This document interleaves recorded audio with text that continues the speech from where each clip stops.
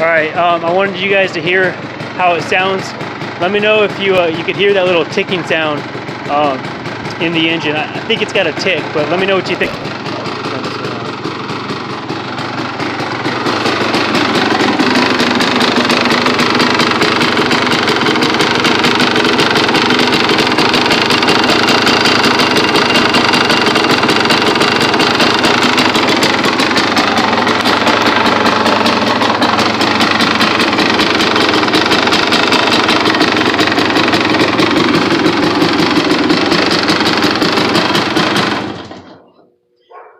Yeah, I'm gonna rebuild the top end on it and see if that'll go away.